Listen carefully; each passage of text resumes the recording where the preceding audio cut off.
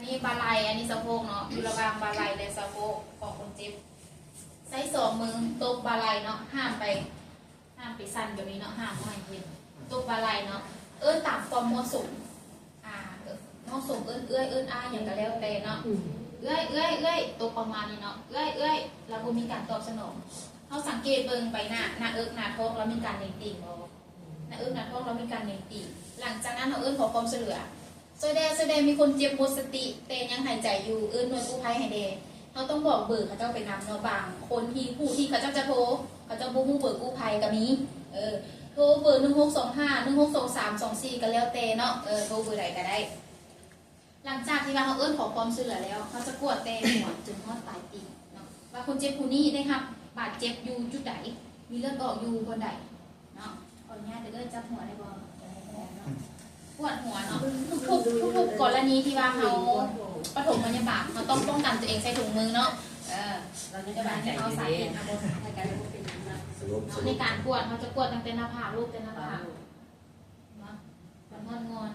เอามาเบิ่งว่ามือเขามีเลือดบ่หากว่ามือเขามีเลือดแสดงว่าหัวเราแตก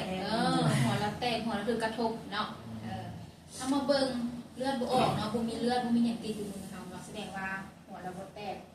หลังจากนั้นเขาจะซองเบิ่งหูทั้งสองเบื้องว่ามีเลือดหรือว่ามีน้ำมีอย่างย้อยออกบ่เนาะห้ามไปพลิกหัวคนเจ็บแบบนี้เนาะห้ามเนาะเขาจะซองเบิ่ง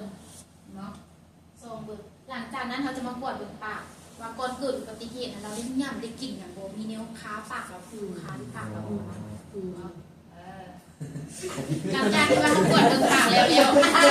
ปวดเลยเก่งขนาดโมเยอะมันจะปวดเบิ่งก้านคอเนาะก้านคอหรือว่าลำคอใส่สองมือเขาส่วนเข้าไปจอดกันเนาะจอดกัน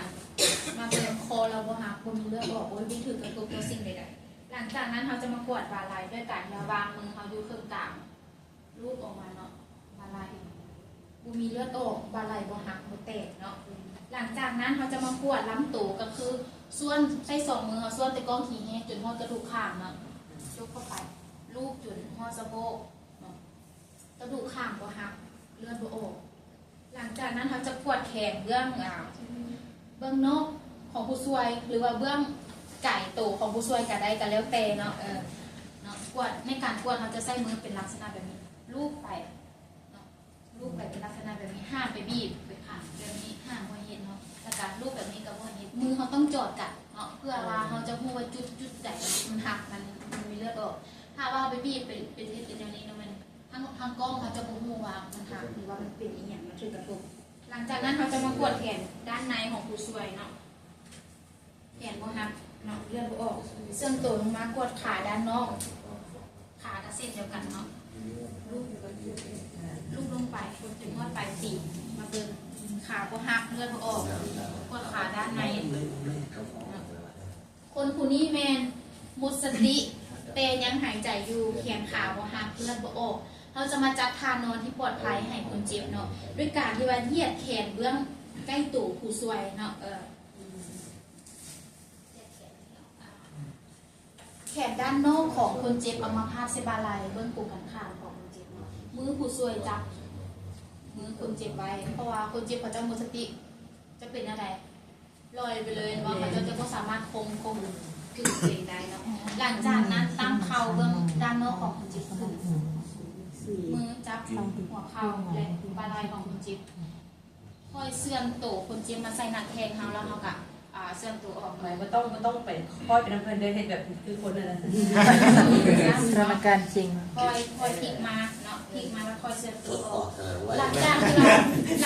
เราไปแล้วเนาะแขนโซ่ก็เป็นแบบนี้เนาะคนเจ็บหมดสติจะอ่อนตัวอยู่แล้วเลยเขาจะพลิกแขนโซ่ข้างเทิงได้เอาดูข้างเทิงแขนโซ่ตัวนี้ตัวข้างหลังมือนี้จะเป็นตัวหอมแก้มของคนเจ็บเนาะ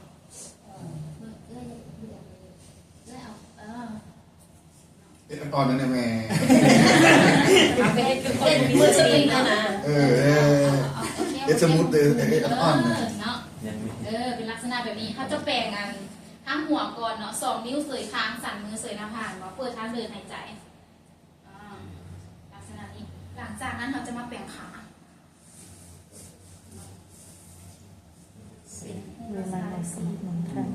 ขั้นตอนสุดท้ายก็คืออย่าลืมขวดเซ็กกับมาจอดทุกๆ5-10 นาที ทีเนาะเพื่อเราถ่ายรูปถ่ายเลยปินเฮ็ดทางแบบนี้ปินไปทางเก่า ขาดจะซื้อแม่เบิ้ลนั่นน่ะ เพราะทีเดียวนะ ขาดจะซื้อแม่มันใช่ค่ะซื้อต่อ เอามือนอนในลงนั่นเอง โอเคนะเป็นลักษณะแบบนี้เนาะได้บอ ได้ ได้เนาะตัวมือส่งเสยให้